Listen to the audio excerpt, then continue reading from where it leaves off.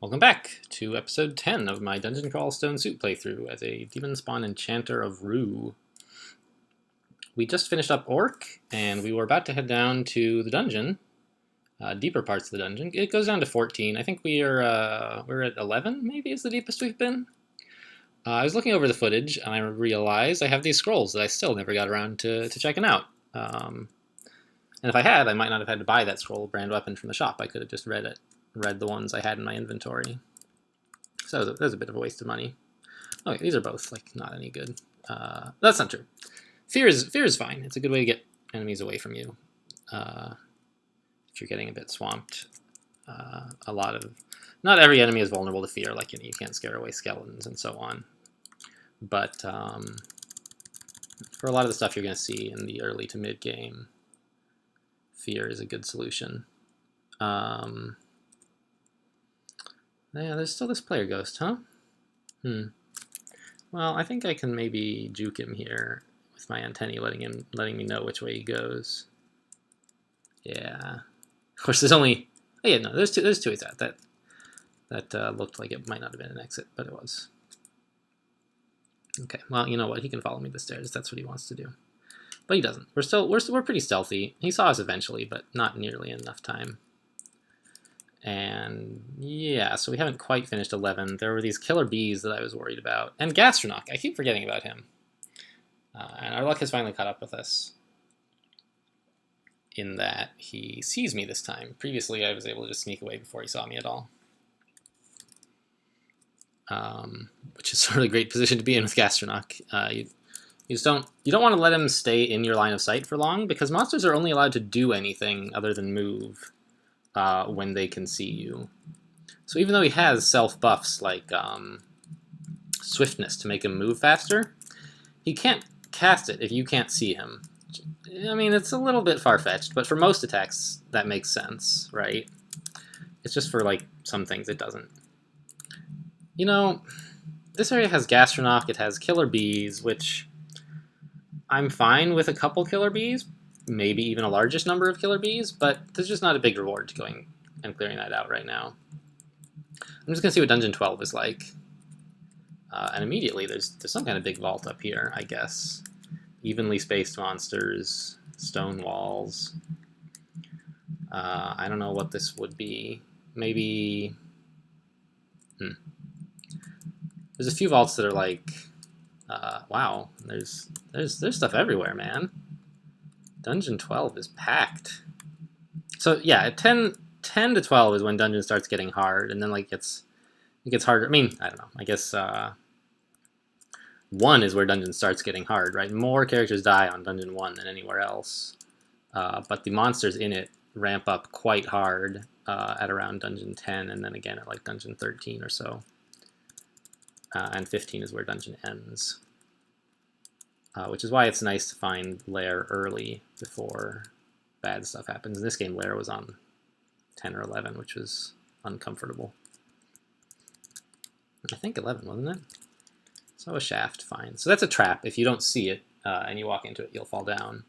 But we did see the shaft, so we can just walk around it. And we're on the same tile, but our character is sort of stepping carefully around it. Oh, I don't know why. I've already been up that way. I thought that was a different path, but it's not. Wasps. This is I don't know, killer bees on steroids, kind of. I forget if they paralyze you or slow you or what, but they do nasty stuff. So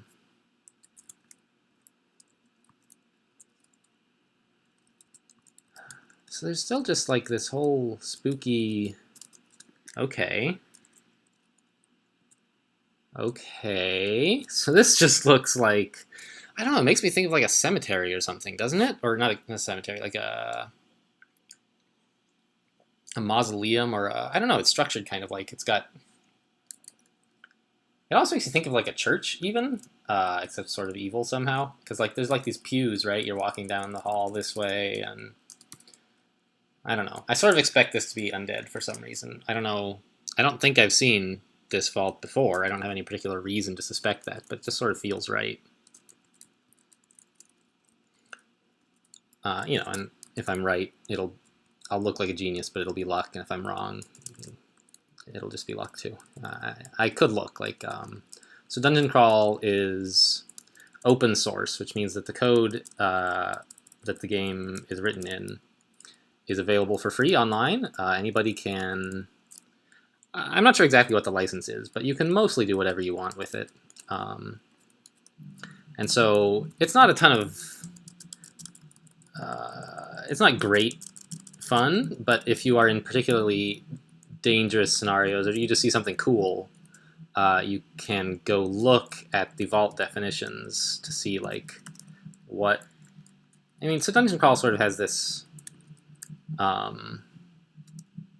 identity issue where like mostly it's a game about randomly generated dungeons. Ooh. Oh, I'm using a two-handed weapon. I don't want a buckler. Sure. It's mostly about randomly generated dungeons, and like you can't look anything up that'll help you with knowing what's around the corner. Like there's no way I could have known that Kirka was going to be there. She's also from Ulysses, right? She is a witch who turns people into hogs. That's what all the hogs around her were for. She'll turn you into a hog, and that really sucks. So I just left. So there's no way I could have like looked up in the source to see that Kirka's around the corner here. Which means that the game can afford to be very open with you about the things that are predictable, because a lot of it isn't, and you can't spoil the surprise of that stuff. But there are some things that are predictable. These vaults, specially designed. So it's sort of tough. Like it doesn't seem like very fun design to have players going, "Oh, I got to look up what this vault is to see what stuff is going to be." And often it's fun to just explore vaults. But if you're in a particularly dangerous area, or you just played a fun vault and you want to see like how it was designed, you can go look at the source. Vault definitions are a little bit opaque sometimes, but at the basic level, they look a lot like just a map of Dungeon Crawl, like the screen that we're walking around on. So you can often, even if you don't know them too well, you can figure out what's going on. So here we found another player ghost. B. Kadran is somebody I kind of know. He's on IRC sometimes. He's playing as a Tengu monk. Tengu are like, I guess they're not actually bird people. They're just like people who fly and are very fragile and have beaks and talons. I kind of feel like, but they don't have wings, so I don't know. You can't call them bird people, but they kind of are. And he's a monk, so he specializes in like punching people. But for some reason he has a weapon of chaos. I'm not sure what the deal is there. And he's a monk of Vehemet, so he learned like, I don't know, so he's like unarmed, but also he's wielding a weapon, and also he worships the god of destructive magic. So I don't know what kind of character he was trying to build, but it, like most player ghosts in the early to mid game, it doesn't really matter. We just don't want to fight it. He has several spells available. Fulminant, Prism, and Airstrike both could do a fair amount of damage to us, so could Iskandrin's Mystic Blast, probably. So, let's just... He didn't see us. Let's go. This white has a dagger, sure. So I'm going to try to remember to tab a little bit more slowly for a moment, so that if I run into that ghost again, I'll react in time to do something about it. Oh, I did not react. Oh, I see. I just walked. I walked into his line of sight. Or no. I don't know exactly what happened. I think I might have spent a turn in his line of sight. But anyway, he tried to attack me with Airstrike. But Rue made him attack this white instead. Or this shadow. And it just like completely destroyed the shadow in one hit. Which sort of tells me I don't want to fight him. And, you know, Airstrike does more damage to flying foes, and shadows can fly, so, like, it wouldn't do that much damage to us. But still, like, it's just, you just don't want to deal with it. That's a lot of what to do in this game is, like, something difficult is happening. Well, you could be macho and fight it. Or what's usually better is just leave, you know, if there's something that threatens you, you only get one life. And so it may not seem noble, but just running away is the way to stretch that life as long as possible and increase your chances of getting to the end and finding the Orb of Zot. And it's quite possible that eventually we'll have a character who's strong enough that I can just sort of mindlessly tab through almost everything. But even then, there'll be like something that's surprisingly difficult that I didn't expect, and I was tabbing too much and I got hurt. You can get into this sort of lulled into a sense of security. Okay, Skeletal Warriors. A sense of security where you think like nothing could possibly hurt this character, which is true. The only thing that can hurt your character is you. Your carelessness will destroy the strongest of characters. There's a joke in IRC. Somebody was looking up to see if there was any character who had been killed by hubris. And no, there's no monster named hubris. But the player says, oh, it's an indirect killer. Hubris caused you to kill your character rather than killing your character directly. I suppose it's not a very good joke out of context. But so Skeletal Warriors are a little scary.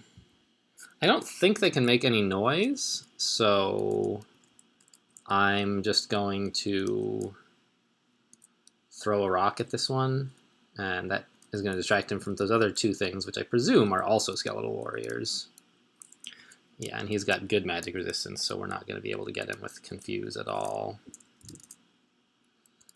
Okay, well, I guess that's... Why am I wearing a Ring of Fire? What I want is a Ring of Invisibility. Because he can't see me. That's what I need for Skeletal Warriors. Speaking of, can that player ghost see invisible? That's something that would be really useful to know. It can't. Okay. So if the player, when he was alive, had been able to see invisible, then his ghost would also be able to. But it looks like he couldn't. And so I got to remember that Ring of Invisibility. It's pretty valuable. That's why I was so happy to find it. Is Skeletal Warriors are, Dungeon 12 is pretty early to find one, but not out of the question. And we would not have an easy time just trying to fight them in a fair fight, so to speak. But with us invisible, they really didn't stand much of a chance.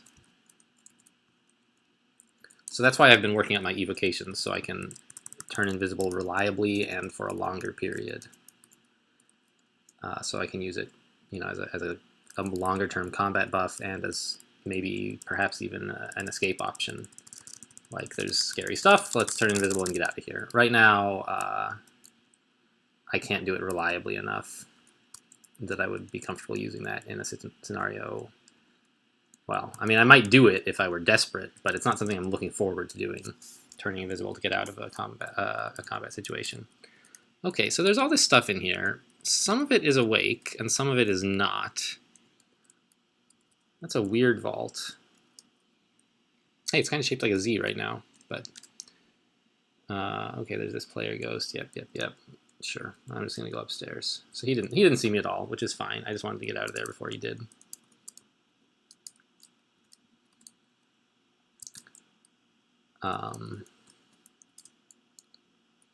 It's a monster nearby. Kobold Demonologist. Okay. I bet he was in here.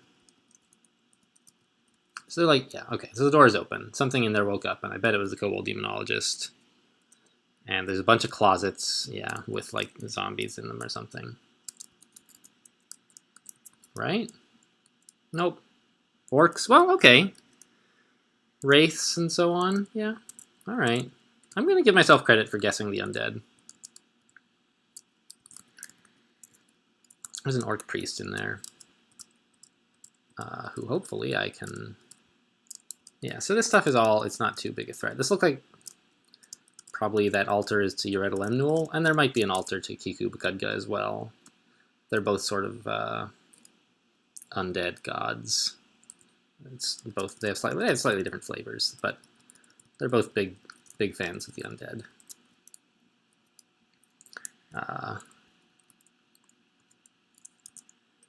What is that? Kiku. No, I was wrong.